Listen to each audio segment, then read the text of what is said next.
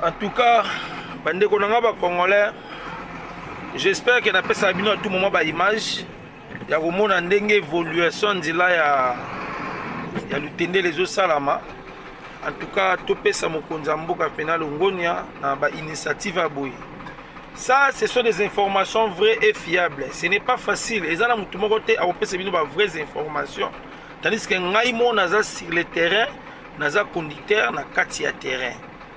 Et ça vraiment quel lengi ya kozala na président ya Marco yo ya kosala ba initiative à boy. Ozo mona eza ngomba o mtu ayebi ngomba futi nde a comprendre que ngombo ezalaki ndenge nini pe koma na niveau nzile kana na se ngomba ezalaki likolo nzile tikali na se. Donc vraiment bandeko toyebi que président Fati c'est un fils du pays.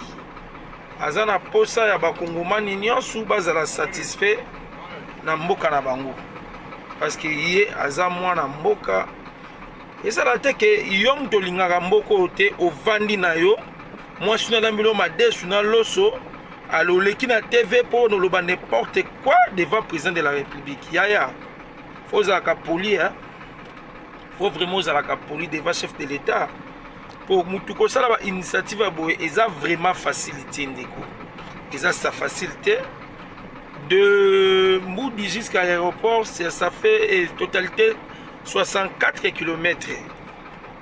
Mais comme ça, il faut avoir de volonté. Il faut avoir la volonté. Il y a des mbongo, il y a des misala oyo. Na ndenge senge bilani. Yango na senga na bino.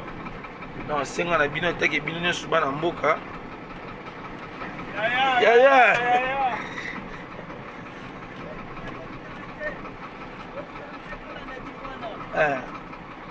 Yango na osenga na bino nyonso bana mboka efongo bate na osenga na bino nyonso bana mboka vraiment to aimer chef de l'État to pesa makasi na bokasini te parce que aza mwana ya mboka alingi mboka na ye ezala ba norme esengeli alingi bakongomani nyonso bazala satisfait ataki mboka na bango ya bango moko. Congo est un pays le plus riche, mais les peuples souffrent, hein? Les peuples souffrent. Et donc vraiment, pour évoluer sans mboka, ils ont d'abord premièrement la bandila. Ceux qui besoin de bandila bien, mboka peut évoluer calme. Vous avez mon oeza isika misala izu salama. J'espère que isika misala izu salama yangoyo. Mituka nyonso oyo sala constitution nzela yangoyo. Mona bino moko mutabetolo lisolo te ngai na pesa bino ba information vraie et fiable vraiment pour vous comprendre que ndeko oyo apesa biso ba information parce que azalaka sur le terrain azomona ne bozomona o da okita descente sa futi wana ngomba makasi o wana. Donc accélération musala est vraiment dans les bons parce que dans quelques semaines ba otsa goudron bozomona déjà ba otsa déjà mabanga Zomona, azotsa vraiment mabanga. Donc il va mettre le solo te ba n'importe quoi parti au rien. Yo. Yaya. Faut avoir du respect devant chef de l'État. Hein? On dit là on pona ko bimisa ba idée ko sala ngo bande ko to mona ba leka. Ba pesa même pas idée au sala nzila oyo. Mais mwana mboka muko atombolo fati béton aye alobi kete et si quand ils les ont fondé côté aux hommes ce sont des informations vraies et fiables vraiment. Et ça que moi je suis dans la milieu sur ma décision pas n'importe quoi. Non. Un peu de respect devant le chef de l'État. C'est lui le commandant suprême. Pour les gens là nous t'aider. Ah les autres qui déjà descendre sa foot. Ou à ébi descendre sa foot, mais à comprendre que oui, nous ça là et je ça là m'a vraiment dans les bons. Abani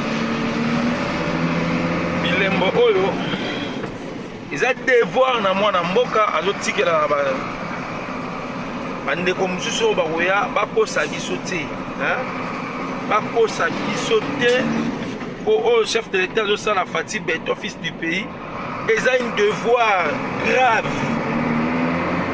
Donc là yo yela osala mabe to biso malamu oyo osala ezalaka te tomona ngo te. bino badongola meso botikela mokonzi ya mboka temps na temps asala nanu ndenge azala baida bien concerné mboka na ye asala nanu nzambe nde ayebi qu'est-ce qu'on peut faire vraiment bainitiative ya boye oyo ozomona baterrasse oyo eza baterrasse nazolakisa bino parti parti naza kaka parti ya descente mpona mona mfuti bomona baparti par parti mpe bokomona su bisika mosusu. J'espère que bozomona bilembo bamaso baza na nzela bazotonga rapidement tout consort. Mutu moko te ayebisa bino ke non c'est du mensonge, ce n'est pas une montage, c'est la filmage yango bozomona bilembo ya mwana mboka Fati Beton fils du pays Mouka Tombolo aza na souci ya bakongomani nyonso bazala vraiment satisfait. Moi j'espère que na kati awa mpona bozwa mwa baimage ndambona kocontinue nsima oyo bamateriau durable nyonso ezosalama to eza awa mboka na bango parce que ye aza mwana mboka ezala te ke yo moto olingaka mboka oyo te ovandi na yo mwasi na lambilo madesu na loso aloleki na TV mpo noloba n'importe quoi devant président de la République. Yaya faut ozalaka poli faut vraiment ozalaka poli devant chef de l'État pour mutu kosala ba initiative ya boye eza vraiment facilité ndeko eza sa facilité de Mboudi jusqu'à l'aéroport ça fait totalité 64 km. Mais kosala ngo boye faut avoir du volonté faut avoir la volonté ya kobimisa mbongo ya kosala misala oyo na ndenge esenge bilani yango na osenga na bino take bino nyonso bana mboka yaya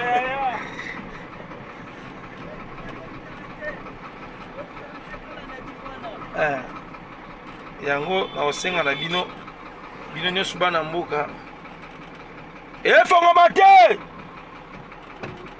na osenga na bino nyonso bana mboka vraiment to aimer chef de l'État to pesa ye makasi na bokasini te parce que aza mwana ya mboka alingi mboka na ye ezala banorme esengeli alingi bakongomani nyonso bazala satisfait ataki mboka na bango ya bango moko. Congo est un pays le plus riche, mais les peuples est souffrant, les peuples souffrent. Et donc vraiment pour évoluer sans mboka eza d'abord premièrement na banzela. Ceux qui besoin banzela bien mboka peut ko évoluer calme. Vous omona o eza isika misala izo salama. J'espère que isika misala izo salama yango yo mituka nyonso oyo sala construction nzela yango yo omona bino moko mutabetolo lisolo te ngai napesa bino ba information vraie et fiable vraiment pour vous comprendre que ndeko oyo apesa biso ba information parce que azalaka sur le terrain azomona nde bozomona oyo daokita descente ya futi wana ngomba makasi oyo wana donc accélération musala eza vraiment dans les bons parce que dans quelques semaines awa baotia goudron bozomona déjà bazotia déjà mabanga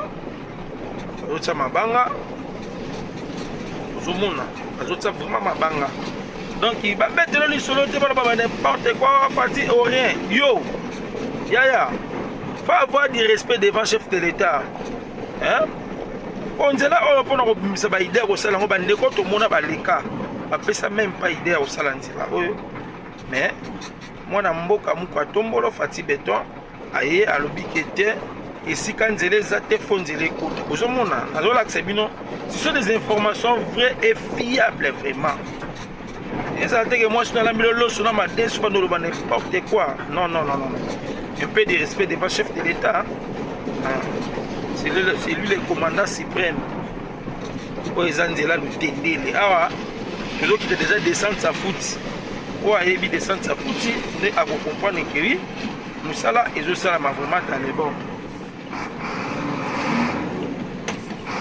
abandi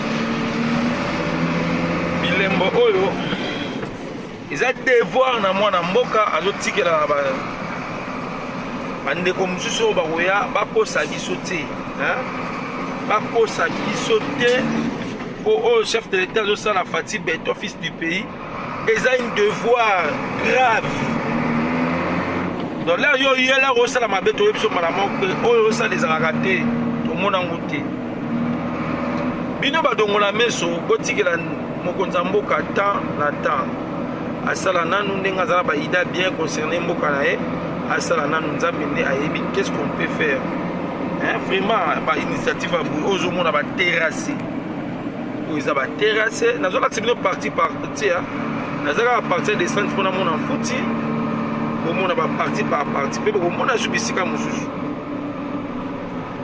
j'espère ke bozomona bilembo bamaso baza na nzela bayotonga rapidement tout consort motu moko te ayebisa bino ke non c'est du mensonge, ce n'est pas une montage, c'est la filmage yango bozomona bilembo ya mwana mboka Fati Beto fils du pays Mouka Tombolo aza na souci ya bakongomani nyonso bazala vraiment satisfait. Moi j'espère que na kati awa mpona bozwa mwa baimage ndambona kocontinue nsima oyo bamateriau durable nyonso ezosalama tu eza